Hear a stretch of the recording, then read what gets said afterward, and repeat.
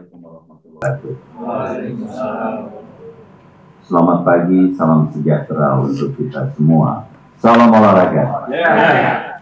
Yang saya hormati pengurus KONI Pusat, yang saya hormati Direktur Utama PT Caretaker Solusi Utama, Bapak Fatoni Asrof Duata atau yang mewakili, yang saya hormati Direktur Anti-Infectious Disease PT Etana Biotechnologies Indonesia, Bapak Indra Lamora, yang saya hormati Direktur Komunikasi Publik Direktorat Jenderal KPN Kombiji, Bapak Bambang Dwi Anggono, yang saya hormati Ibu atau Dr. Grace Tumbelaka, SPKO, dan Ibu Dr. Ika Fajarwati, yang saya hormati pengurus KONI Provinsi, Induk Cabang Olahraga, dan para peserta yang berbahagia.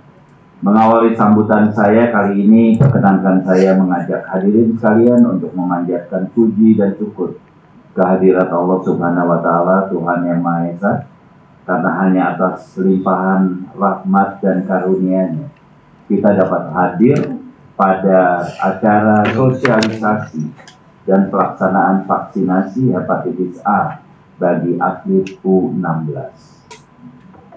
Pertama-tama, selaku Ketua Umum KONI Pusat, saya menyampaikan terima kasih, apresiasi, dan penghormatan yang setinggi-tingginya atas kolaborasi bidang kesehatan olahraga KONI Pusat di bawah kepemimpinan Ibu Marskal Pertama TNI Purnawirawan Roh Mulyati dengan PT Caretaker Solusi Utama, PT Etana Biotechnologies Indonesia, dan media gerak kita. Dalam meningkatkan kualitas olahraga, prestasi Indonesia butuh persatuan dan kolaborasi segenap pemangku kepentingan, karena prestasi atlet mampu membuat Indonesia bangga dan menempatkan kita pada tempat yang sangat terhormat. Hadirin sekalian, bicara olahraga, kita orientasinya hanya merah putih, karena atlet dan seluruh pemangku kepentingan ini setiap hari memikirkan bagaimana atlet yang dibinanya selalu bisa tampil dalam performa puncaknya dan membuat Indonesia bangga karena prestasinya. Oleh karena itu, kegiatan seperti ini adalah satu terobosan yang luar biasa. Saya mengucapkan terima kasih atas dukungannya. Selama saya jadi Ketua KONI ini, masa bakti saya yang kedua, ini baru kegiatan pertama seperti ini, Pak. Jadi terima kasih sekali lagi atas dukungannya, dan ini sangat berarti. Kemudian kepada para pembicara, nanti mohon disosialisasikan manfaat dari apa yang kita lakukan ini, supaya para pelatih, para orang tua, kemudian semua yang berkepentingan dalam peningkatan prestasi olahraga ini juga menyadari bahwa vaksinasi seperti ini adalah hal yang tidak bisa diabaikan. Oleh karenanya, terima kasih sekali lagi atas kehadiran Bapak Ibu sekalian.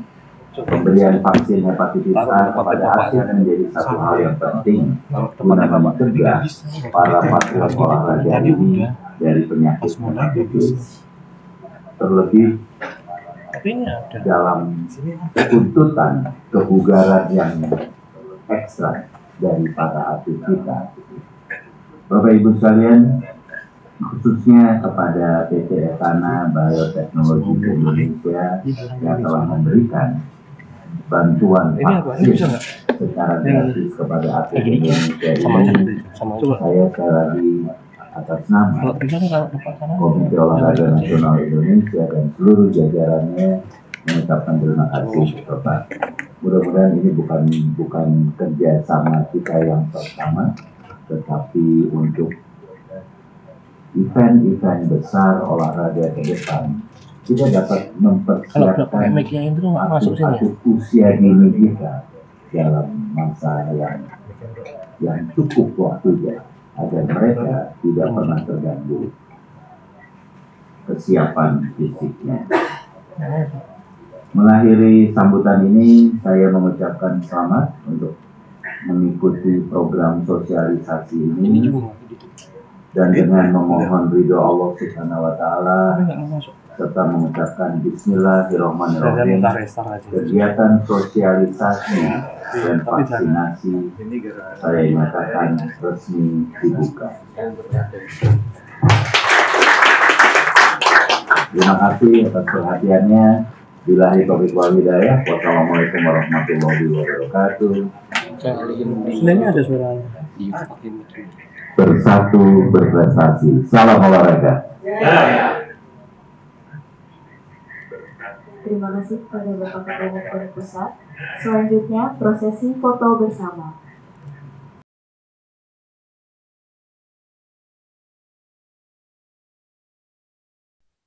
Hadirin, selanjutnya mari kita memulai acara pada hari ini. Materi pertama akan dipaparkan oleh Dr. Grace Sugalaka SPKO. Sebelumnya akan dibacakan kurikulum PT oleh rekan saya, Kina.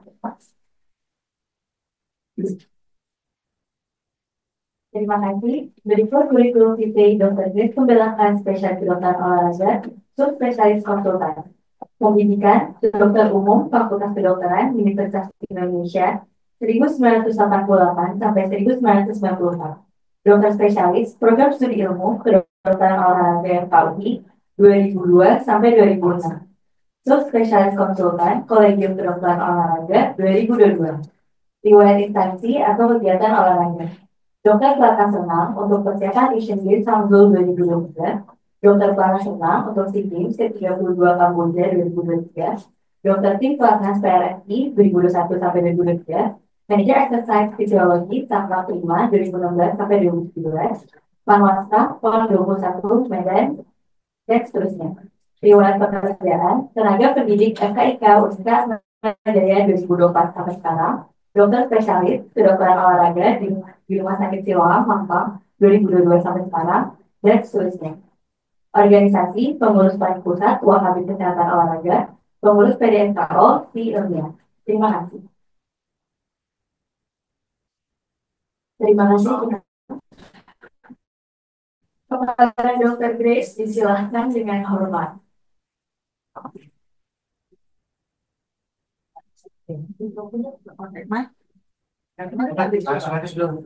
Langsung bukan, oke. Baik, Assalamualaikum warahmatullahi wabarakatuh. Selamat pagi, salam sejahtera, salam olahraga. Terima kasih kepada moderator yang telah memperkenalkan saya. Pada yang terhormat, Ketua Umum Koni Pusat, Bapak Letnan Jenderal TNI Purnawirawan Syamsul Rahman, beserta jajarannya, yang saya hormati Direktur Utama PT KTT Solusi Utama Bapak Fakroni Asraf SH atau yang mewakili, kemudian yang saya hormati Direktur Anti Infection PT Etana Bioteknologis Indonesia Bapak Indra Mamura, yang saya hormati Ketua Panitia dan sekaligus Kabid Kesehatan Olahraga Ibu Marsma TNI Purnawirawan Romboriati SKM beserta seluruh panitia pelaksana yang saya hormati Dr. Ika Fajarwati Mas sebagai juga serta yang saya cintai para peserta online dan para peserta offline.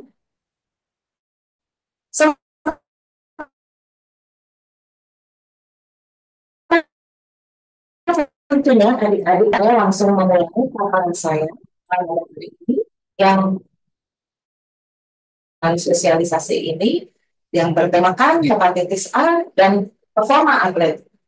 Kita vaksinasi. Oke, boleh izin, boleh tolong slideshow.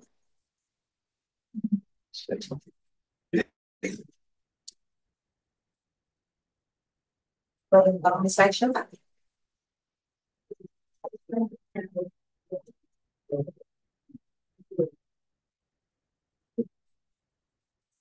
Oke, baik. Seperti yang saya sampaikan tadi, pentingnya kita vaksinasi dalam kaitannya dengan kondisi hepatitis A dan hubungannya dengan performa atlet. Next. Oke. Next, tadi saya sudah diperkenalkan oleh moderator. Next. Oke. Baiklah, seperti kita ketahui bahwa harus mempunyai atau memiliki performa yang baik. Tujuannya apa? Supaya nantinya harus berprestasi tentunya. Performa atlet itu ditentukan oleh banyak faktor. Yang pertama, faktor training tentunya. Latihan bagi atlet itu merupakan ajang utama untuk meningkatkan performa atlet. Tapi selain training, jangan lupa bagi atlet perlu recovery, pemulihan dan termasuk cukup tidur. Dan tentunya juga harus ditunjang oleh nutrisi yang baik, mental yang baik, dan harus bebas atau minimal dari cedera. Kita tahu bahwa cedera itu juga bisa menurunkan performa atlet. Tapi yang paling pentingnya, setiap atlet itu harus memiliki kesehatan umum yang prima. Ya, jadi dari kesemua hal tersebut sebetulnya dasarnya seorang atlet itu harus prima. Terhindar dari penyakit,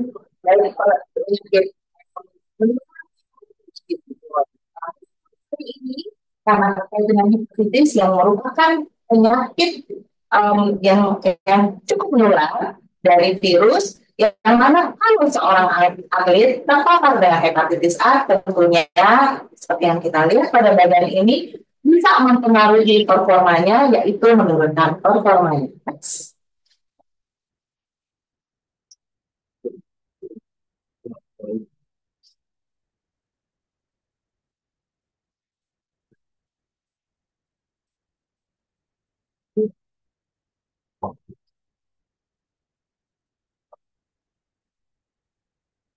Kita tahu bahwa hepatitis itu sebetulnya ada banyak.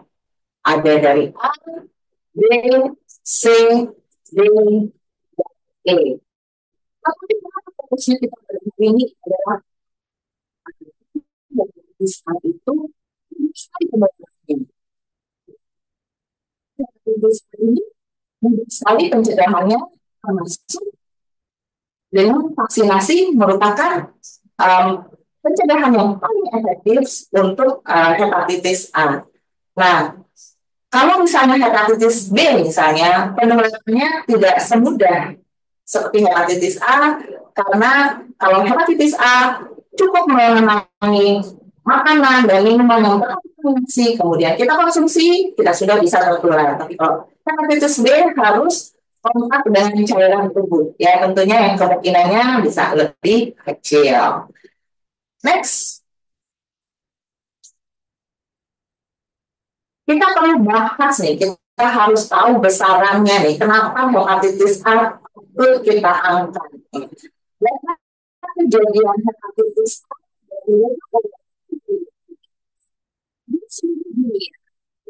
di 134 orang meninggal karena infeksi hepatitis A.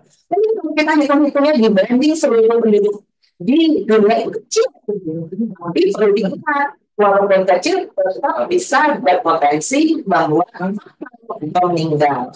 Kemudian dari tinjauan sistematik dari Mira dan Criminal Program 2022, infeksi hepatitis A paling sering terjadi pada anak laki-laki usia 9 sampai 17 tahun, dan ini kejadiannya di Jawa Timur.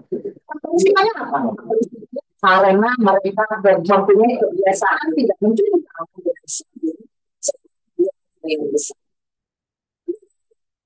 ini dan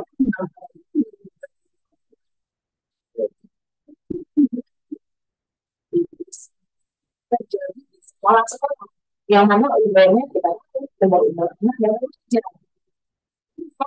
Risikonya konsumsi makanan mentah, makanan kemudian makan bersama yang terkontaminasi dan minum dari gelas yang sama, Dan ketika ada seseorang yang mempunyai terinfeksi hepatitis A, minum dari gelas yang sama, hal ini bisa menular. Jadi sangat-sangat mudah menular dan banyak kejadiannya pada anak-anak di bawah 17 tahun, 16 tahun ke bawah. Next. Sehingga kita harus sangat-sangat mewaspadai hepatitis A. Kalau kita lihat kejadiannya, atlet muda itu sangat-sangat rentan karena gaya hidup. Dan lingkungan yang sering melibatkan fisik serta di fasilitas. Ini pasti berarti bersama. Kemudian kalau misalnya ada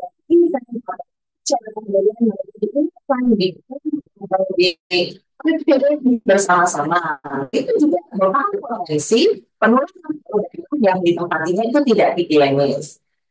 Hepatitis A merupakan penyakit hati yang disebabkan oleh virus. Jadi sebabnya virus hepatitis A atau HIV atau HIV ditularkannya melalui makanan atau air yang terkontaminasi. Biasanya bersifat akut, nah, bisa sembuh sih dengan sendirinya. Walaupun bisa sembuh dengan sendirinya, dan ini beberapa kasus bisa memberikan gejala yang berat. Jadi, spektrum gejalanya bisa ringan, ini bisa juga berat, walaupun jarang. Nah, kalau berat, bisa terjadi hepatitis fulminan, dan kuning semua, ya. Kemudian SGUT, SGPT, SPT, marker dari enzim hati meningkat. Dan hal ini bisa menyebabkan gagal hati dan menyebabkan kematian, ya. Sekali lagi, jangan tapi menyebabkan sehingga harus diwaspadai. Dengan kondisi seperti ini, apakah bisa menimbulkan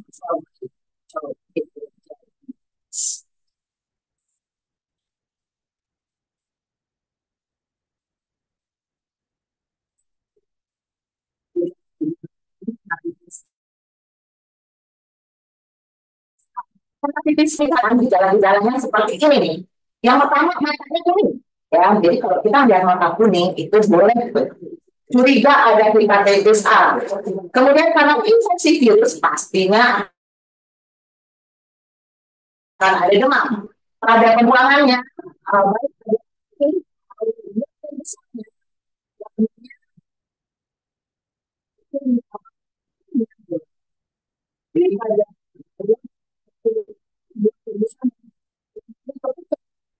kemudian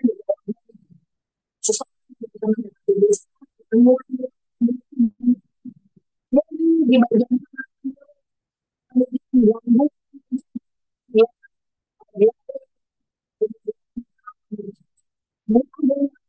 kemudian kalau misalnya dia sudah menyebabkan dehidrasi dan dehidrasi merupakan kondisi yang fatal juga harus tidak segera ditangani. Juga ada nyeri sendi, nyeri sendi, kemudian mengalami kelelahan, kemudian kurang makan. Sudah sakit, kurang makan tuh gimana kita mau sembuh, ya? Jadi sehingga di dalam hepatitis ini kita harus waspadai. Nah, kalau atlet mengalami gejala hepatitis ini, tentunya atlet harus istirahat kan. Jadi dia absen dari latihan, absen dari kompetisi dan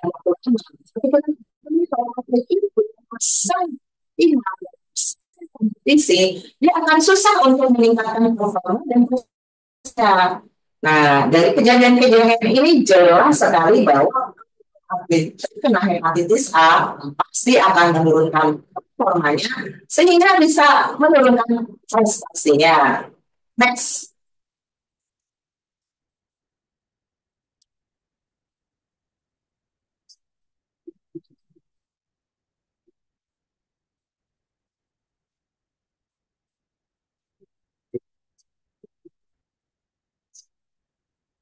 Oke. Dan dari yang bisa terjadi kalau infeksi hepatitis A. Jadi dari gejala-gejala umum, nah, yang paling berpengaruh adalah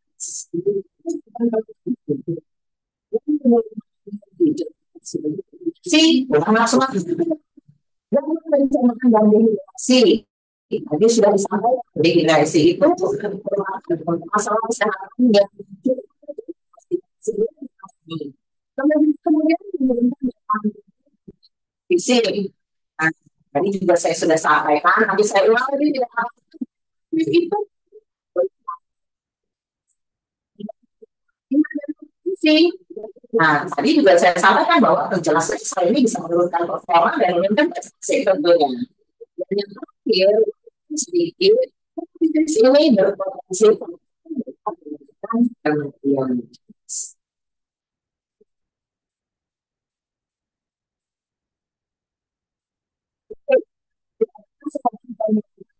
Tes A ya.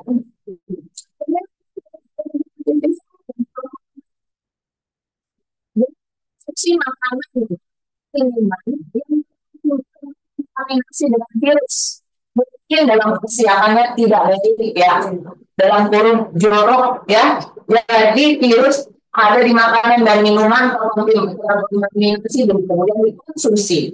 Yang kedua, langsung dengan orang yang terinfeksi, ternyata bisa langsung dengan yang terinfeksi, tapi kita terinfeksi juga. Nih, kondisi sanitasi yang buruk ya, pengairan yang buruk, pembuangan yang buruk, tentunya ini membuat virus-virus mudah untuk bertumbuh dan berkembang. Next. Bagaimana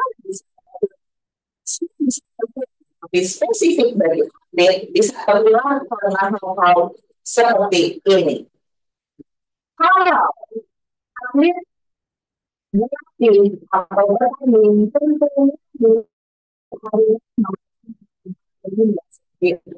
disiapkan misalnya gitu. Tapi kamar makan dan toiletnya tidak terjaga kebersihannya dan sanitasi buruk. Hal ini bisa yang tadinya sehat tertular hepatitis A karena kebersihan dan sanitasi di tempat dia berlatih atau kompetisi buruk. Tidak hanya berlatih dan kompetisi ya, jangan-jangan di rumahnya sendiri juga kebersihan dan sanitasinya buruk. Jadi prinsipnya kebersihan dan sanitasi yang baik itu harus terjadi di semua tempat. Kemudian ini kan sering berkompetisi perjalanan ya, perjalanan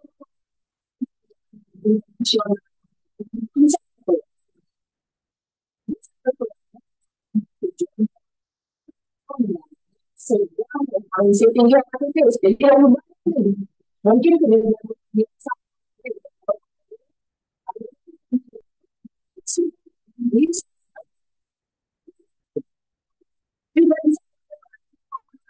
sosial dan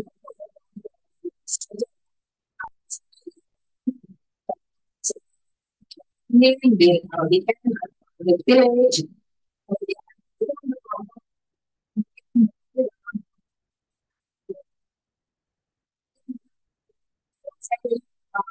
sedang terinfeksi mungkin tidak bisa berdoa dan orang fasilitas bersama biasanya ada sesama yang menjadi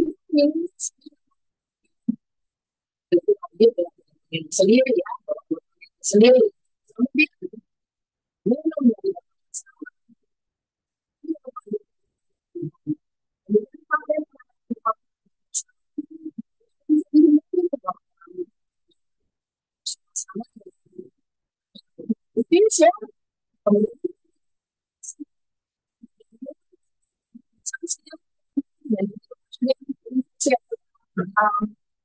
bisa ini bisa melakukan di tersebut. Next.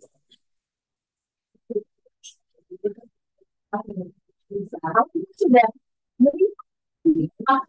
clear.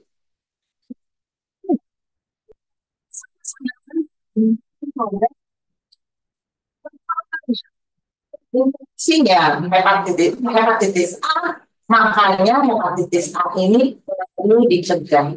Dari semua hepatitis sebetulnya hepatitis A ini mudah sekali pencegahannya. Ternyata pencegahan yang efektif adalah dengan diberikan vaksinasi hepatitis A. Tapi juga harus menjaga kebersihan tangan, menjaga kebersihan lingkungan, dan konsumsi makanan dan minuman yang bersih dan tentunya edukasi.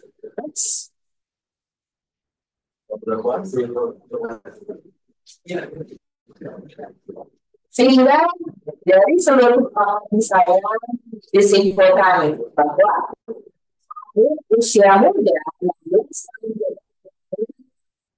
infeksi hepatitis ya tadi dari penelitian bahwa tinggi untuk hepatitis itu sudah 17 tahun dan anak-anak sekolah kalau kebetulan anak sekolah itu tentunya kelompok yang rentan sehingga atlet usia muda perlu dilindungi dari infeksi hepatitis. Kemudian atlet muda ini kenapa perlu dilindungi?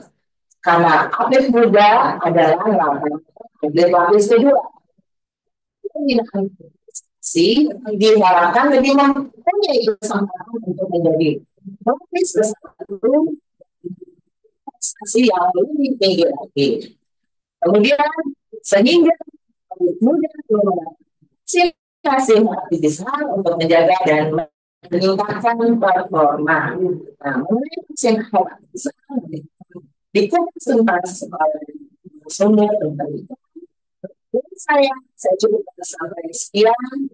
Terima kasih atas perhatian para hadirin Bapak Ibu semuanya.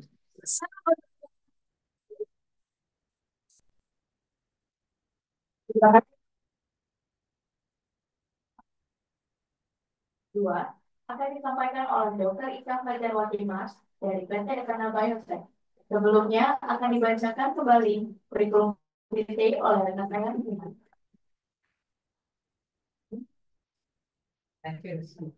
Terima kasih.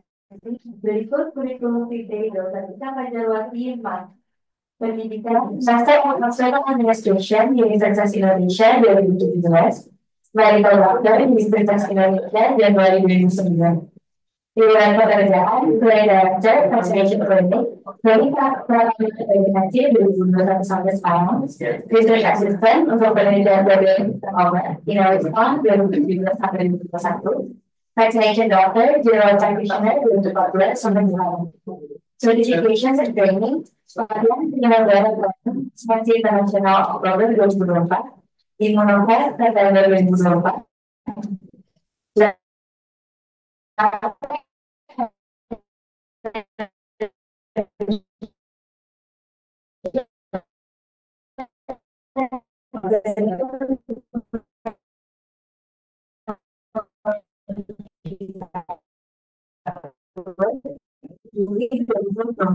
terima kasih kepada dan jajaran pengusaha Direktur Infectious Disease PT Etana Biotechnologies Bapak Indra Lamora, Dr. Grace Sebelaka sebagai narasumber yang sebelum saya, Bapak Ibu dan adik-adik atlet sekalian serta peserta online yang telah hadir, terima kasih. Terima kasih juga atas kesempatannya telah mengundang saya sebagai narasumber di sini. Hari ini saya akan membawakan mengenai vaksin Life yang merupakan produk dari Etana. Sebelumnya saya akan memperkenalkan dulu. Ya, slide. Karena tadi saya sudah diperkenalkan oleh MC, kita lanjut saja ke slide yang ketiga. Jadi Etana Biotechnologies itu merupakan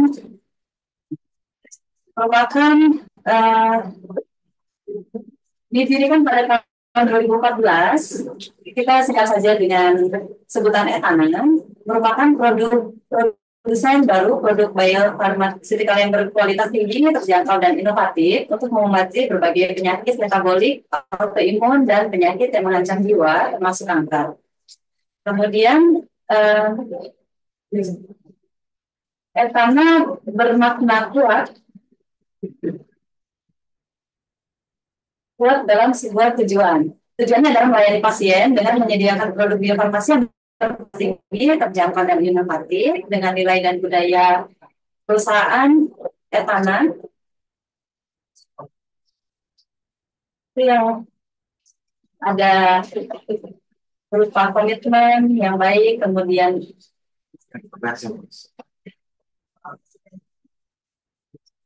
Dan karena ini berlokasi di Pulau Gadung, Jakarta Timur. Secara timeline-nya tahun 2014 itu didirikan, kemudian tahun 2019 itu sudah mendapatkan pelatihan dari cara produksi obat yang baik. Kemudian tahun 2022 itu sudah audit, dan di Juni 2022 itu sudah mendapatkan izin. Ya, kita lanjut saja.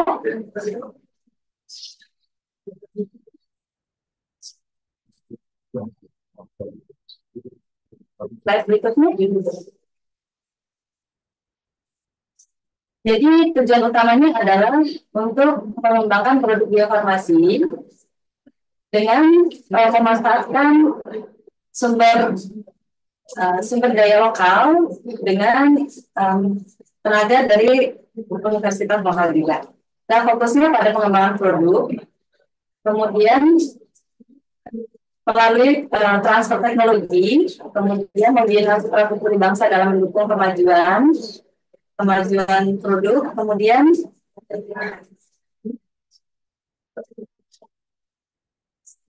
mendukung instruksi Presiden mengenai pengembangan produk farmasi dan kesehatan. Ya, slide.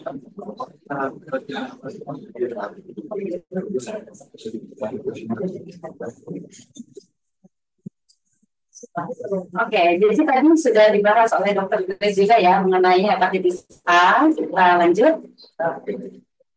Hepatitis merupakan penyakit peradangan hati. Hepatitis itu bisa disebabkan oleh berbagai macam penyebab. Salah satunya adalah hepatitis virus, yaitu ada hepatitis virus A, B, C, D, dan E. Umumnya disebabkan oleh virus, bisa juga oleh obat-obatan. Misalnya kita pernah dengar ada pasien yang minum obat TB, kemudian matanya kuning, itu berarti dia mengalami hepatitis karena obat. Bisa juga karena bahan kimia lain, penyakit autoimun atau kelainan metabolik. Baik.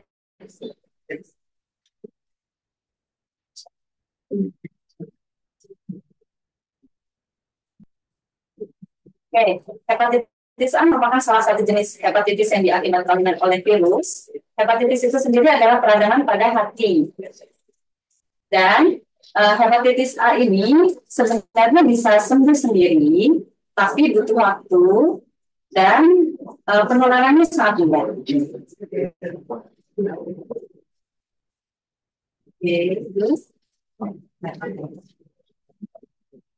Berikutnya.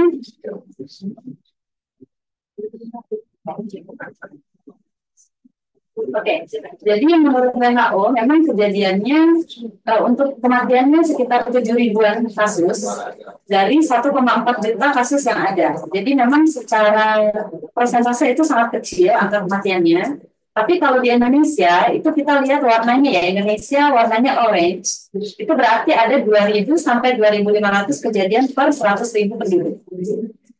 Kita bukan termasuk negara yang aman ya. Kalau misalnya atlet masih bertandingnya di lingkungan lingkup Indonesia, itu kita masih bisa terkena di mana aja. Kalau misalnya kita traveling ke negara-negara yang warnanya biru atau abu-abu, itu misalnya di daerah Amerika Utara atau di Australia, itu mungkin lebih aman. Tapi kalau kita misalnya dapat jadwal yang di daerah Afrika, itu lebih berat lagi karena endemisitasnya lebih tinggi. Kemudian vaksin hepatitis A ini merupakan salah satu cara yang paling efektif untuk mencegah infeksi hepatitis. Lanjut.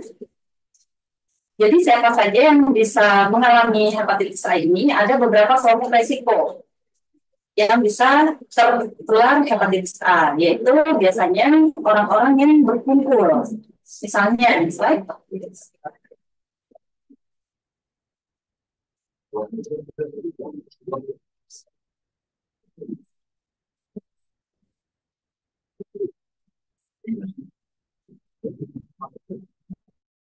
Kita lihat pada grafiknya. Nah, ini yang paling banyak adalah lingkungan perumahan atau masyarakat. Yang paling banyak adalah kampus atau sekolah. Kemudian yang berikutnya, adalah lingkungan perumahan dan oke.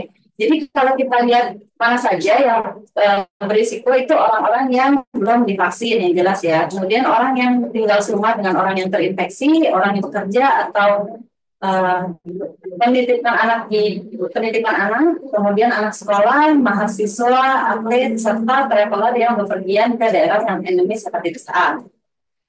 Lanjut, itu yang 31% itu adalah pondok pesantren karena mereka kan close contact sekali. Lanjut.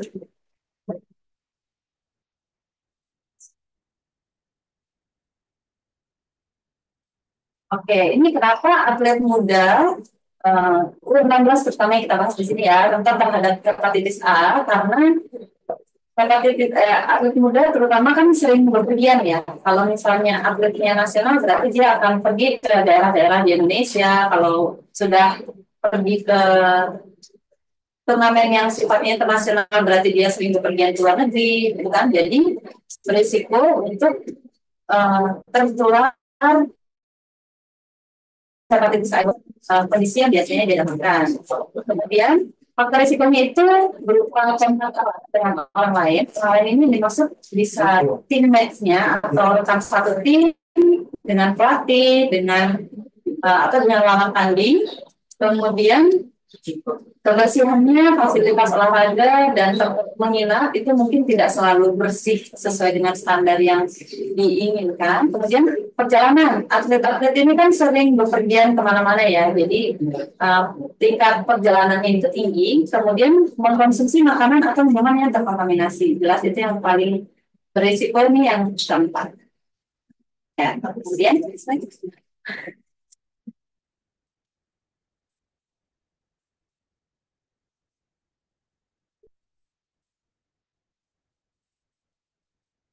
oke, jadi penyebab terjadinya hepatitis A, kita tadi sudah disinggung juga oleh Dr. Grace ya. Salah satunya adalah berbagai kalangan makan. Jadi kalau misalnya makan, tolong jangan bagi-bagi sendiri-sendiri ya makannya. Kalau makan jangan ganti-gantian sendiri. Kemudian berbagi makanan juga. Kalau misalnya udah dapat masing-masing ya udah itu aja gitu. Jangan cobain dong gitu ya. Kemudian minum air yang terkontaminasi ini biasanya mungkin air yang dari keran atau misalnya sayur itu tidak matang atau kalau kitanya itu tidak mencuci tangan atau orang yang menyajikan atau orang yang memasak itu tidak bersih, dia lupa cuci tangan di lima waktu penting itu juga bisa jadi penyebab terjadinya hepatitis A. Kemudian jelas konsumsi makanan yang terkontaminasi virus dan tidak cuci tangan setelah buang air besar. Lanjut.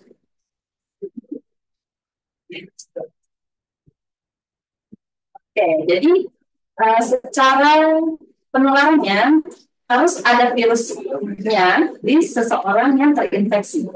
Virus ini akan keluar melalui kotoran orang tersebut dan itu mengkontaminasi orang lain, baik melalui air atau makanan. Nah, orang yang terkontaminasi ini tidak cuci tangan, dia memasak, dia menyajikan makanan, atau dia berbagi makanan dengan orang lain, itu akan membuat orang jadi terinfeksi. Gitu ya. Jadi akan terjadi sumber penularan baru yang cepat. Makanya kalau misalnya di kelompok-kelompok yang rapat gitu ya, misalnya kayak sekolah berasrama, pondok pesantren, kemudian kalau atlet-atlet mungkin ada waktu-waktu mereka harus tinggalnya bareng-bareng gitu ya. Kemudian di lingkungan perumahan yang padat perumahannya, di lingkungan kampus yang teman-teman mahasiswa itu sering berkontak gitu ya, itu akan sangat mudah menular. Lanjut.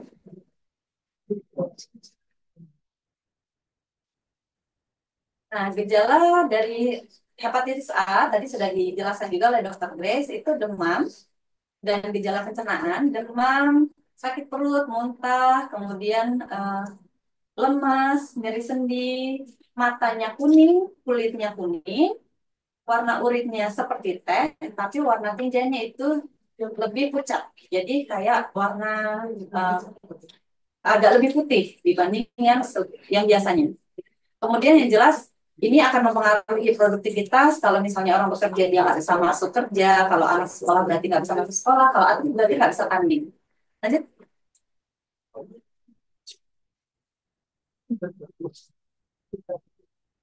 Oke, pencegahannya yang paling utama adalah vaksin hepatitis A, yang lain tadi sudah kita bahas. Lanjut.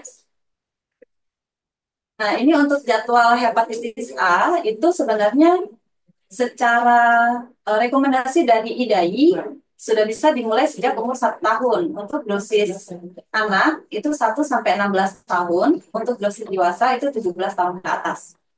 Jedanya adalah 6 bulan. Jadi misalkan nanti ada yang dapat vaksin bulan ini, nanti dosis berikutnya adalah 6 bulan dari sekarang. Ya.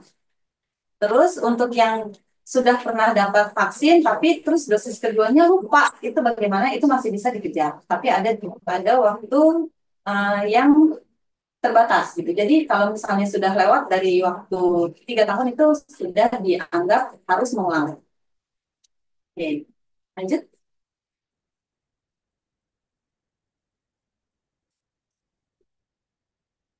Ya, berikutnya.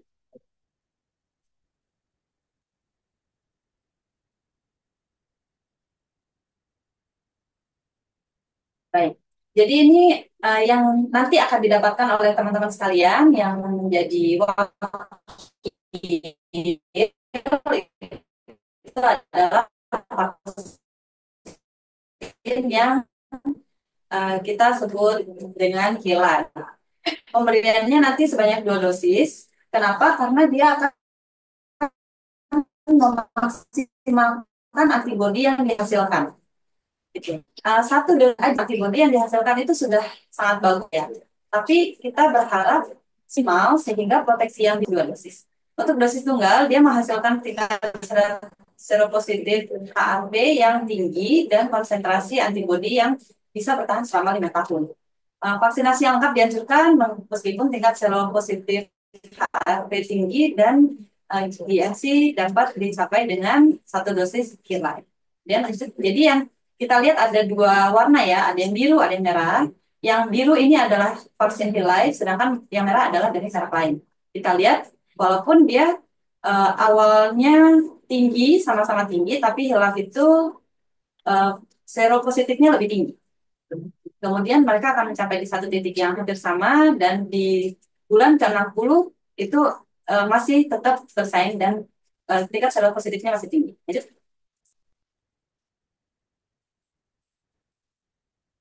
Oke, nah, jadi kalau tadi kita sudah bahas bahwa 1 dosis saja itu sudah menghasilkan antibodi yang cukup, apalagi 2.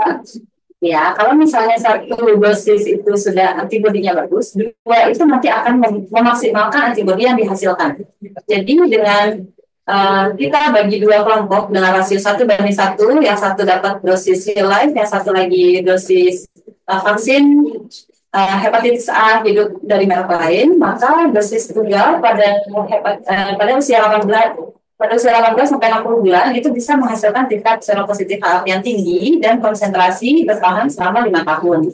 Jadi kalau kita lihat garis putus-putus yang biru itu lebih tinggi daripada garis putus-putus yang merah. Itu artinya antibodi yang dihasilkan oleh Hilai lebih baik daripada antibodi yang dihasilkan oleh merek yang satunya. Jadi vaksin yang lengkap itu dianjurkan walaupun tingkat seropositif hepatitis A tinggi dan GMC dapat dicapai dengan 1 dosis saja. Kemudian lanjut.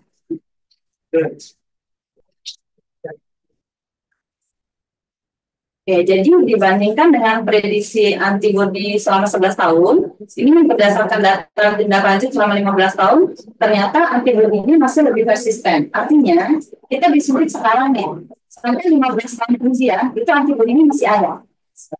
Ya, walaupun memang pasti akan menurun, tapi tingkat penurunan antibodinya itu masih cukup untuk melindungi kita vaksin hepatitis A. Itu sebabnya kalau kita sudah disuntik 2 kali, sekarang Jadi untuk hilal ini bisa bertahan hingga 95% selama 30 tahun bahkan sampai setelah vaksinasi yang lengkap 2 dosis. Kalau kita lihat di tabel yang bawah ya, itu sebelah kiri merah hilal, sebelah kanan merah lain. Yang kita lihat bahwa itu secara pengamatan ada 97,9% positivitasnya, artinya perlindungannya masih sekitar 97%, sedangkan kelompok kontrol 94%. Dan pada 180, nah 15 tahun setelah vaksinasi penuh itu pada hilal masih ada 164 mili IU per mililiter dan kelompok kontrol masih ada 105. Jadi lebih unggul ya. Kemudian lanjut. Berikutnya. Oke, nah ini juga menjelaskan yang tadi itu hampir sama bahwa efektivitas hilal ini tidak hanya lebih unggul dibandingkan kompetitor dalam penilaian tindak lanjut selama 15 tahun, tapi juga mempertahankan semua fitur dan keunggulan di tahun-tahun yang akan datang. Jadi nggak cuma 15 tahun, tapi bahkan sampai 30 tahun kemudian. Sampai sekarang belum ada rekomendasi booster untuk vaksin hepatitis A ya. Jadi kalau sudah lengkap 2 dosis sudah. Ya, lanjut.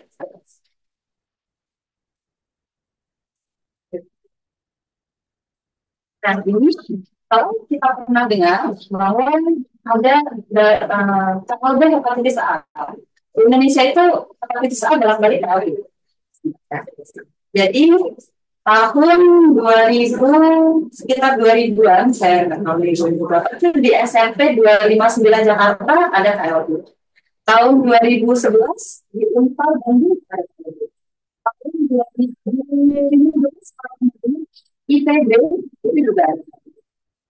Tahun 2019 di SMP Negeri 20 Depok itu ada 262 kasus. Ini sempat heboh ya, karena banyak sekali yang kena, banyak yang masuk rumah sakit, dan ternyata sebabnya satu orang aja yang kurang bersih. Kemudian, jadi kalau pada kondisi-kondisi darurat seperti itu, ternyata vaksin ini bisa digunakan untuk pengendalian wabah. Jadi misalnya ada orang-orang yang sudah terkena, kalau lagi sakit kita nggak bisa vaksin ya, tapi yang kita vaksin adalah yang masih sehat. Misalnya ada satu lingkungan itu setengahnya terinfeksi hepatitis A, setengahnya masih sehat. Yang kita vaksin dia sehat, yang sakit kita lawan. Sampai sembuh, kalau dia sudah sembuh baru mulai kita vaksin. Nah, jadi dari ada 2 kali KLB, yang pertama itu ada dibagi menjadi 2 grup yang divaksin dan grup kontrol. Begitu juga dengan KLB yang kedua. Yang pertama itu masih 100-an orang, yang kedua sudah ribuan orang. Jadi kalau kita lihat grup yang divaksin itu tidak ada kasusnya. Grup yang tidak divaksin kontrol, jadi itu dibagi. Jadi orang yang sehat dibagi, ada yang divaksin, ada yang enggak. Nah itu yang kita lihat. Kalau yang kita vaksin, ada nggak sih muncul kasusnya? Ternyata nggak ada. Yang kontrol nggak divaksin, dia sehat pada awalnya, ternyata muncul kasusnya. Gitu. Ya, walaupun itu 4 per 115 dan yang KLB kedua juga 4 dari 2.500. Nah, artinya ya vaksin ini efektivitasnya tinggi untuk pengendalian wabah dan akan menjadi profilaksis pasca paparan. Aja.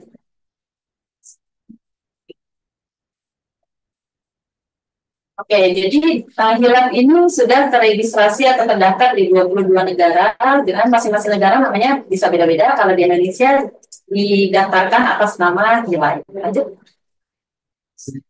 Vaksin ini insya Allah halal ya, karena tidak mengandung babi. Sudah ada pernyataan dari pabriknya Sinovac dan memang sudah diuji lab bahwa tidak mengandung komponen babi sama sekali. Lanjut.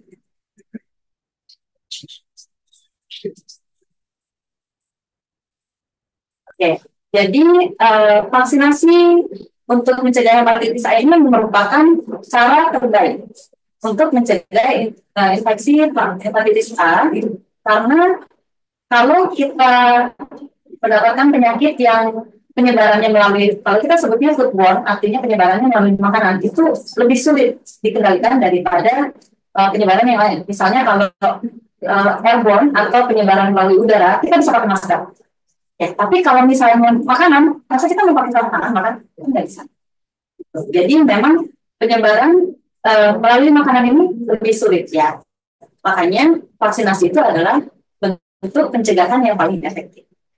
Dan untuk anak-anak yang usianya 6 tahun ke bawah, itu biasanya mereka gejalanya tidak berat. Mungkin sama seperti COVID kemarin ya, anak-anak yang di bawah 5 tahun itu malah kelihatannya sehat-sehat. Tapi ternyata mereka juga bisa menularkan kepada orang-orang sekitar, orang-orang di rumahnya, atau yang berkontak langsung dengan dia. Lanjut. Oke, jadi kesediaan vaksin hepatitis A ini ada dua macam, vaksin yang inactivated dan vaksin yang live attenuated. Bedanya apa? Yang inactivated itu artinya vaksinnya mati, virusnya mati. Jadi kita nggak melibatkan makhluk hidup, gitu ya. Nah, sedangkan live attenuated itu asalnya dari virus hidup yang dilemahkan. Saking lemahnya, dia nggak akan bikin orang yang disuntik sakit. Jadi kalau misalnya dia bilang kok habis disuntik malah sakit ya gitu, itu adalah efek samping karena kekebalan tubuh kita itu akan terbentuk ketika tubuh mengenali antigen. Jadi vaksin disuntikan, gitu ya. Terus tubuh kita meresponnya dengan siapa nih, gitu. Nah terus nanti akan ada sel-sel limfosit yang akan mencatat. Kayaknya dia antigen deh. Terus, oke, kita catat. Nah, kemudian sel limfosit yang lain, dia akan membentuk antibodi. Jadi, ibaratnya dia udah nyiapin senjata nih. Kalau misalnya nanti suatu saat virusnya beneran masuk, oh, saya tahu, ini hepatitis A nih. Kita ketemu senjata keluar lagi antibodi. Jadi, vaksin mati atau vaksin dari virus hidup yang dilemahkan sama-sama aman dan sama-sama efektif. Kemudian pemberiannya adalah setengah mili diberikan suntik ke otot. Dimulainya dari usia 1 tahun sudah bisa sampai 15 tahun, hampir 16.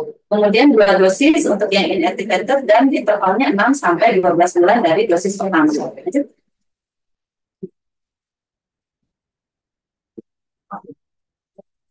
Ya, lanjut lagi.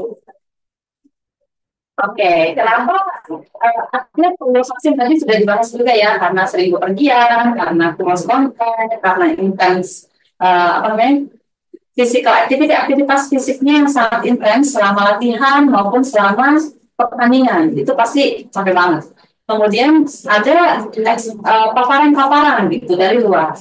Nah, apakah vaksin ini penting? Jelas ya, karena dia akan mencegah terjadinya absen, baik itu latihan maupun pertanian. Kan gak lucu ya, udah capek-capek latihan, gitu, pas tanding sakit, hepatitis A. Terus kalau misalnya udah sakit, nanti perlu recovery. Udah sembuh, mengembalikan kondisi prima lagi, lama lagi, berbulan-bulan. Pergi ya. Kemudian kulit ini justru lebih rentan terhadap infeksi-infeksi pada organ-organ tertentu. Kemudian spektrum agen infeksi yang bisa menyebabkan atlet ini sakit itu lebih banyak karena frekuensi kepergian tadi. Lanjut.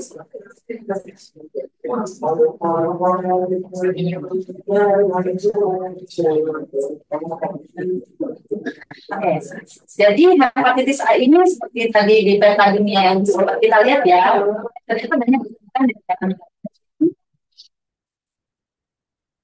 Jadi kalau misalnya Indonesia aja udah bikin kita bisa, apalagi negara lain misalnya perindapan gitu. Street foodnya, kalau misalnya kita lihat food blogger gitu yang mereview makanan-makanan viral, ternyata itu makanan viralnya asalnya street food juga. Sedangkan street food itu kita tahu sendiri lah ya, bersih nggak? Enggak. Jadi kalau misalnya apa namanya negara-negara yang kita kunjungi itu ternyata negara yang endemis, ya berarti kemungkinan untuk kita terkena hepatitis A akan lebih tinggi. Kalau misalnya negara yang tadi warna biru atau abu-abu, kira-kira aman, ternyata enggak juga. Karena siapa tahu lawan tanding kita yang bawa hepatitis A itu. Kemudian ini penyakitnya akan bisa menyebabkan penurunan performa pada atlet dan sangat mudah untuk ditelan. Oke, insya Allah yang terakhir ini jadi simpulannya adalah hepatitis A merupakan salah satu jenis hepatitis atau peradangan hati yang disebabkan oleh virus, yaitu virus hepatitis A. Penularannya melalui fekal oral atau foodborne, mengonsumsi makanan atau minuman yang terkontaminasi. Hepatitis A bisa dicegah dengan pemberian vaksin hepatitis A sebanyak 2 dosis dengan jeda 6-12 bulan. Kemudian diberikannya bisa dari mulai umur 1 sampai 16 tahun untuk dosis anak dan umur 17 tahun ke atas dengan dosis dewasa. Vaksin hepatitis A itu merupakan langkah penting untuk melindungi kesehatan atlet muda dan memastikan mereka bisa berpartisipasi dalam olahraga dengan aman. Jadi dengan vaksinasi, atlet bisa fokus untuk pengembangan potensi mereka tanpa takut tertular. Alhamdulillah. Demikian paparan saya hari ini, mudah-mudahan bermanfaat. Terima kasih. Wassalamualaikum warahmatullahi wabarakatuh.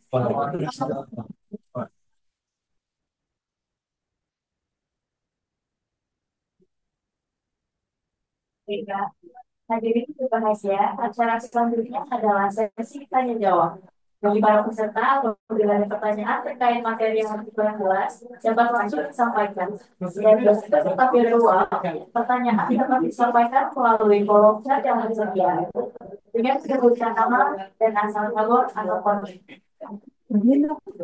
Dimohon Dr. Grace bergabung dengan Dr. Aduh, tadi awalnya Silakan yang mau bertanya. Assalamualaikum warahmatullahi wabarakatuh. Selamat pagi, sejahtera kita semua. Terima kasih. Diskusi pada pagi hari ini terkait vaksin hepatitis. Kebetulan memang saya adalah penyelenggara hepatitis.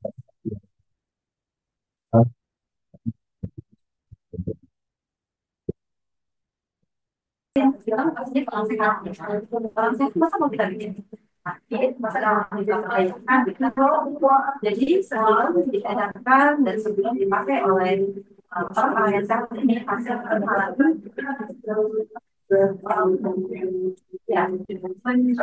melalui berbagai macam penelitian mulai dari penelitian di lab hewan di sungai ini, kemudian kalau sudah kliniknya itu sudah lewat, sudah teruji, sudah menimbulkan bahaya, aman, gitu ya, tidak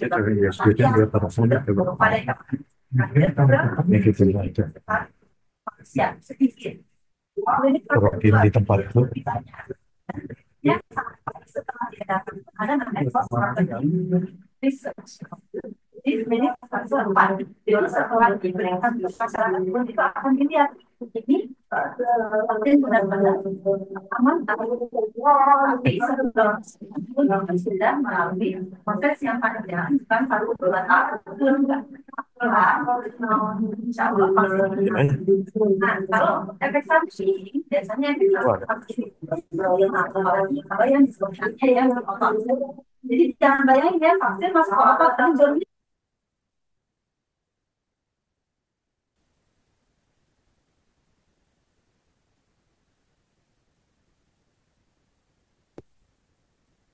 kalau efek samping yang umum itu adalah nyeri atau pegel di lokasi suntikan pada saat disuntik atau beberapa saat setelah disuntik. Kalau disuntik kan pakai jarum pasti sakit ya. Tapi kan jarumnya nggak gede, nggak kayak jarum donor darah itu kan gede banget tuh. Itu aja nggak sakit ternyata ya. Saya pernah tahu. Nah kalau disuntik itu tergantung jarumnya. Kalau kita pakai jarum untuk otot, tapi misalnya untuk anak-anak yang ototnya masih belum terlalu tebal, kita pakai jarum yang pendek aja, itu insya Allah nggak terlalu sakit. Jarum yang tipis juga nggak sakit. Kemudian vaksinnya ketika disuntikan itu paling menimbulkan sensasi apa ya, pegel aja kayak dicubit gitu, atau kalau orang bilang kayak digigit semut, tapi semut gitu. Kemudian mungkin juga akan ada yang mengalami demam. Tapi misalnya dari 100 atau 1000 orang yang divaksin, mungkin hanya sekitar 1 sampai 10% yang mengalami demam. Demamnya itu pun bukan demam yang kayak orang sakit beneran ya. Misalnya kalau kita lagi flu itu demamnya bisa sampai 3 hari gitu kan. Ini demamnya itu biasanya kurang dari 4 jam dan tidak terlalu tinggi. Jadi harusnya tidak mengganggu aktivitas. Kemudian bisa juga terjadi misalnya bengkak atau merah pada lokasi suntikan, tapi itu juga jarang. Jadi nggak semua orang akan mengalami semua efek samping pada vaksin. Kalau dari pengalaman saya, vaksin-vaksin yang disuntikan secara intramuskular atau disuntikan paket itu, efek sampingnya minimal dan nggak mengganggu aktivitas. Jadi insya Allah aman, tidak bahaya dan tidak mengganggu produktivitas. Gitu. Kalau untuk anak-anak, dari pengalaman saya sih biasanya yang umur-umur drama itu di bawah 5 tahun. Kalau sudah di usia SD sampai SMP, yang agak drama itu justru yang cewek-cewek. Dan kalau yang cowok itu enggak. Tapi nanti kalau udah SMA yang drama yang dramanya itu sebenarnya takut disuntiknya, bukan takut efek sampingnya bukan. Jadi takut jantung lah, nanti sakit kalau disuntik lah gitu. Dan insya Allah ya.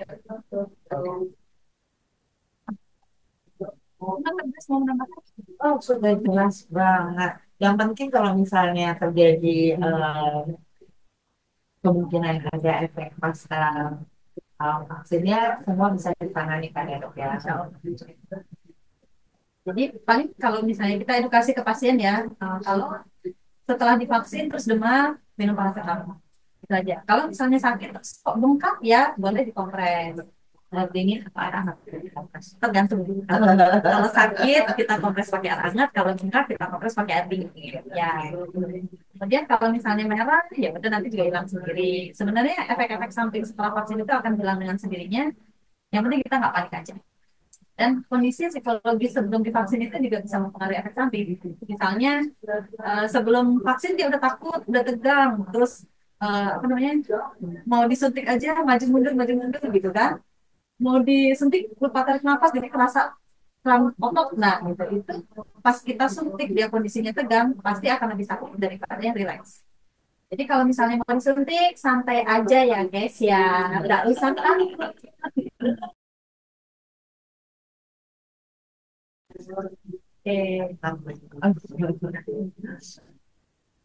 Terima kasih dokter. Jadi ada pertanyaan dari Koni Kota Bandung atas nama Dian Ariana. Beliau menanyakan mohon diinfokan syarat kondisi fisiknya seperti apa untuk atlet yang akan divaksin. Mohon jawabannya dokter. Oke. Mungkin dilengkapi ya oleh dokter Ika ya, karena ini spesifik terkait vaksin. Jadi tadi saya juga udah nanya-nanya nih sama dokter Ika. Memang terutama vaksin ini diberikan kepada atlet yang sehat tentunya ya. Tetapi dari kondisi fisiknya sehat. Tapi kalau misalnya ternyata atlet tersebut sudah terpapar dengan hepatitis, apakah aman? Gitu. Jawab dokter Ika, apa ya dok ya? Jadi tidak apa-apa seperti itu. Nah, kemudian yang menjadi yang dipentingkan adalah justru orang atlet-atlet ini yang memang berisiko berkumpul dan terpapar dengan hal-hal sanitasi, kemudian makanan yang kurang bersih itu justru menjadi sasaran utama dari vaksinasi. Nah, kemudian dari kondisi fisik dari atlet, mungkin dokter Ika mau menambahkan dok? Jadi syarat untuk vaksin sebenarnya nggak cuma vaksin hepatitis A ya, ini secara umum. Jadi kalau kita mau disuntik vaksin apapun, kalau yang udah kita semua udah pernah mengalami itu vaksin COVID kan, pasti harus sehat. Tapi itu tidak menutup kemungkinan. Kalau saya batuk pilek gimana dok? Saya cuma batuk pilek aja kok. Tidak apa-apa, boleh lanjut. Ya, yang nggak boleh itu kalau kondisinya sedang demam dan atau diare. Oke, jadi kalau misalnya batuk pilek karena punya alergi misalnya, jadi itu emang hari-harinya dia batuk pilek gitu ya, itu nggak masalah, lanjut aja. Kemudian kalau misalnya dia apa namanya, saya habis demam dong, terus gimana? Tunggu dulu 7 hari setelah demam reda. Jadi dilaporkan aja kondisinya. Kalau misalnya apa namanya takut vaksin terus ngaku-ngaku saya batuk pilek, saya ada demam, jangan ya. Kalau batuk pilek aja, nggak usah pakai tambah-tambah demam, oke? Terus kalau misalnya diare, diare itu kriterianya adalah lebih dari 3 kali BAB cair. Jadi kalau misalnya aku tapi baru sekali 2 kali itu bukan diare namanya.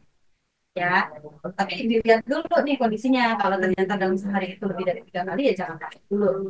Tapi kalau misalnya nggak ada demam, nggak ada diare, cuma batuk pilek aja, terus tidak sedang mengkonsumsi antibiotik. Jadi kadang-kadang kan ada kalau misalnya batuk pilek baru 3 hari terus sama dokternya dikasih antibiotik gitu ya, itu pemberian antibiotik eh, menjadi sebab untuk ditundanya vaksin dulu. Jadi antibiotiknya habisin dulu baru nanti vaksin. Kemudian ada riwayat alergi berat terhadap dosis pertama. Nah, ini kita nggak tahu nih orang yang mengalami alergi terhadap vaksin yang mana kan kita nggak tahu. Jadi kalau misalnya nih dosis pertama dia mengalami alergi yang sampai harus masuk rumah sakit, itu dosis keduanya enggak. Tapi kalau misalnya dosis pertama dia tidak masalah, tidak ada apa-apa, cuma takut disuntik aja, terus nafasnya alergi, tidak boleh ya. Gitu. Jadi tetap harus dosis kedua dilanjutkan. Kira-kira paham ya? Jadi syaratnya adalah kondisi sehatnya itu walaupun batuk pilek boleh, yang penting tidak demam, tidak diare, dan tidak alergi terhadap dosis yang sebelumnya. Dan tidak sedang minum antibiotik. Ingin konfirmasi lagi nih dok, kalau misalnya tadi seorang yang sudah mungkin terpapar atau mungkin sudah terinfeksi tapi tidak bergejala dok, nggak tahu ya, gimana kalau tiba-tiba ada program vaksinasi hepatitis A bagi atlet tersebut, boleh atau enggak? Jadi kalau misalnya kita lihat orangnya nggak ada gejala, tapi dia tahu di sekitarnya ada kejadian. Iya. Nah itu mungkin dia hold dulu itu sampai kira-kira 1 minggu supaya kalau misalnya ternyata dia adalah carrier, ya itu biar virusnya hilang dulu. Gitu kira-kira 1 sampai 2 minggu kalau sudah reda baru dia kalah. Nggak sengaja dong, nggak tahu nggak ada efeknya nggak dok? Harusnya sih enggak ya, karena itu akan menimbulkan serangan. Kan sebenarnya kita mendapatkan kekebalan tubuh itu bisa dengan 2 cara, kekebalan alami dan kekebalan yang ini didapat. Ya. Kalau yang alami itu kan dari infeksi alamiah. Jadi kita sakit dulu, kita dapat kekebalannya. Atau kita disuntik, kita dapat kekebalan. Tapi kalau sakit dulu kan nggak enak. Jadi mendingan disuntik aja. Nah, kalau misalnya pas dia punya virusnya, idealnya sih kan kita suntik, tapi kan kita nggak tahu nggak Nggak apa ya. Oke, dok.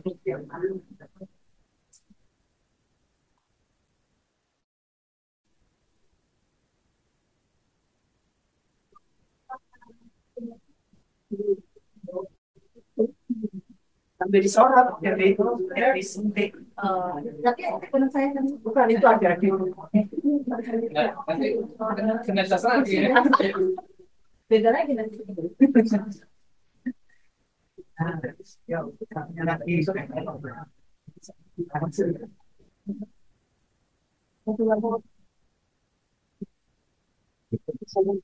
Tetap disiplin ya mas, tetap disiplin proses.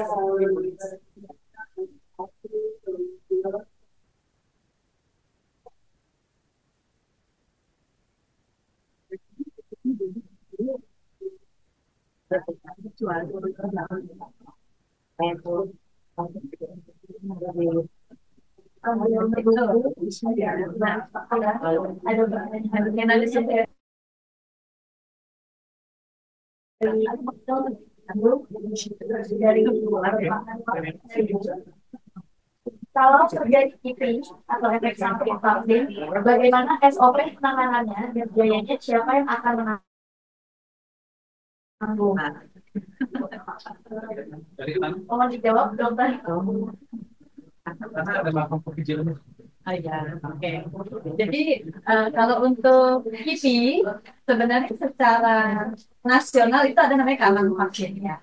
Nah biasanya yang dilakukan adalah yang berat. Yang berat itu misalnya dia habis disuntik terus tiba-tiba pingsan, tapi itu bukan karena psikologi, karena saya pernah ketemu iya betul. Jadi saya pernah ketemu waktu kampanye MMR, saya kampanye MR tahun 2017. Kita suntik anak-anak SMP, ada yang habis disuntik pingsan, ada yang habis disuntik kesurupan. Nggak nyambung. Ternyata sebelum disuntik dia takut, gitu. Setelah disuntik dia pingsan. Tadi kita udah ngapain kok pingsan, karena yang lain nggak apa-apa, gitu ya. Ternyata setelahnya cuma ketemu, kita ada ngomong di bawah aja. Jadi ternyata itu bukan efek samping. Nah, yang berat adalah kalau misalnya sampai terjadi bibirnya bengkak tiba-tiba, atau dia sesak nafas, atau di kulitnya muncul, oh ya, di kulitnya muncul ruam merah gitu ya, itu kita bisa langsung bawa ke rumah sakit. Nah, untuk tanggung jawab biayanya ini ada di siapa? Itu pada produsennya. Jadi misalnya kalau Life ini produsennya adalah Etana, jadi nanti yang tanggung jawab adalah Etana. Gitu juga kalau misalnya vaksin lain dari produsen yang lain, maka yang tanggung jawab adalah produsennya. Gitu. Nah, KIPI biasanya tidak terlalu berat, makanya nggak perlu khawatir. Kejadian kejadian kayak gitu tuh misalnya kayak apa namanya alergi berat itu bisa ya sangat jarang. Kan dari 1 juta dosis. Ya. Jadi kalau misalnya kita nyuntik 1 juta orang, belum tentu satu akan muncul gitu. Gitu. Jadi mudah-mudahan menjawab pertanyaannya.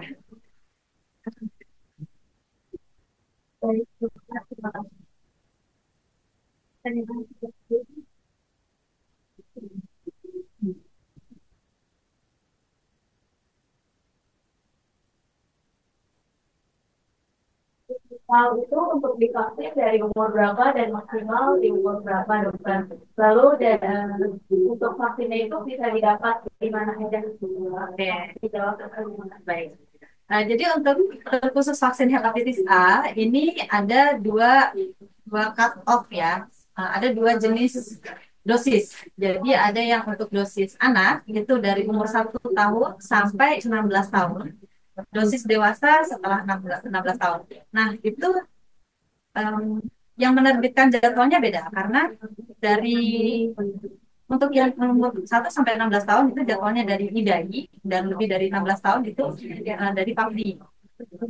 Kalau PAPDI itu katoknya di 18 tahun. Tapi maksudnya untuk 1 sampai 16 tahun kita pakai dosis anak, 17 tahun ke atas kita pakai dosis dewasa. Nah, karena program vaksin hepatitis A ini belum masuk ke dalam program pemerintah yang disubsidi oleh pemerintah, maka memang ini harus diusahakan secara mandiri, kecuali dan hari ini sudah kasih sayang dari hari ya. Jadi ya untuk vaksin hepatitis A atau vaksin lain yang tidak disubsidi oleh pemerintah, kita bisa mendapatkannya di fasilitas kesehatan swasta, misalnya di klinik-klinik yang menyediakan vaksin, di rumah sakit swasta, atau di klinik-klinik yang atau di praktek dokter anak misalnya yang memiliki vaksinnya.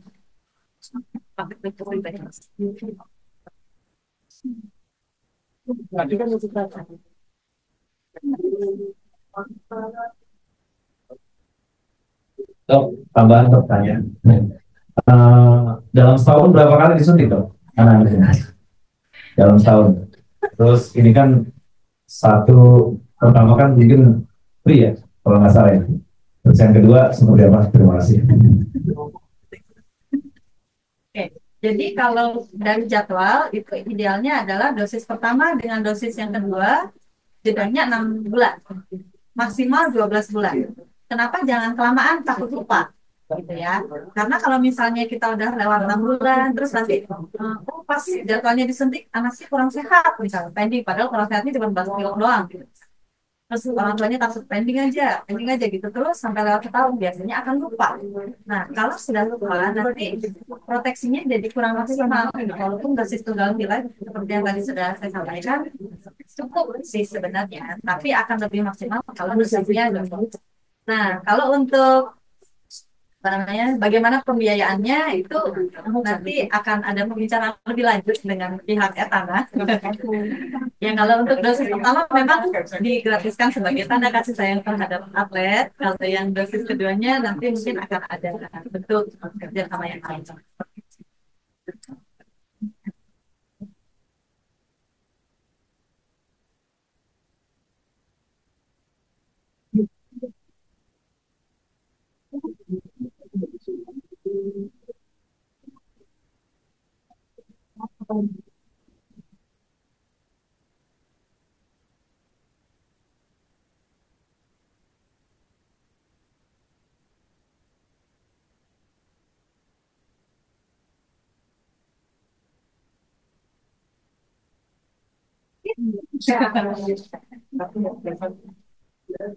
Ada yang tidak?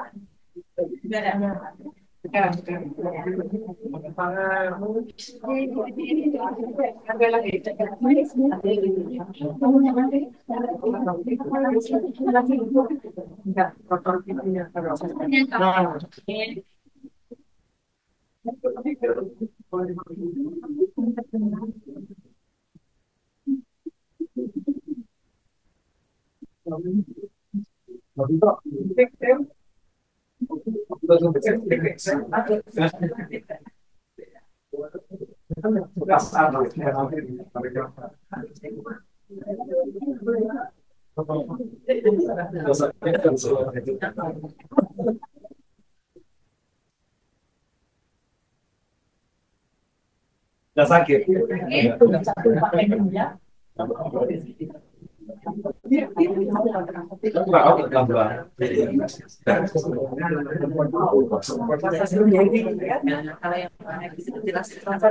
Yang selanjutnya dari kita selanjutnya.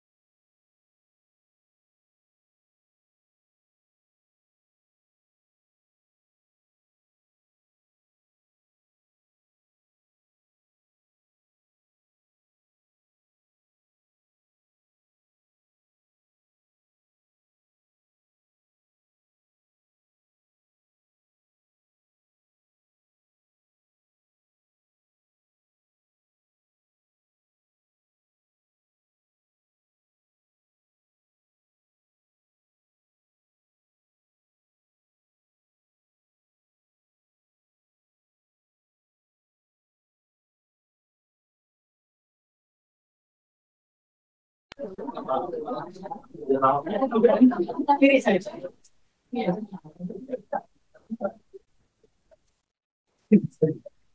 Ini kotor semua. Nanti cari. Satu juga sudah. Ya, nyari kita di sini kok nggak apa-apa aja. Ini serius. Satu. Ini apa? Provinsi mulai kualifikasi. Juara ini berangkat dari semua. Hampir semua gitu.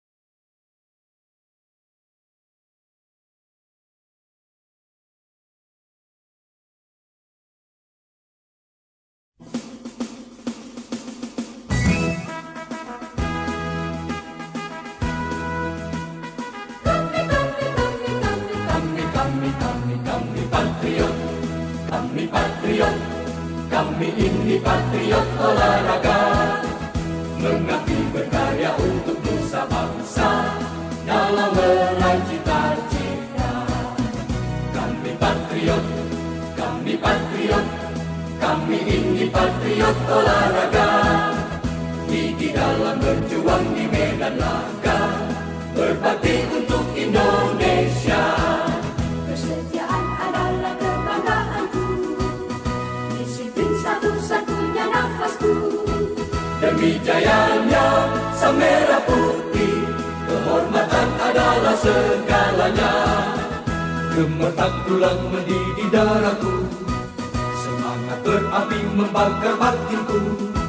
Tuhan adalah kekuatanku, setiap ku hadapi lawanku. Kami patriot, kami patriot, kami ini patriot olahraga. Biar mata dunia memandang Indonesia, kita dahsyat dan perkasa. Biar mata dunia memandang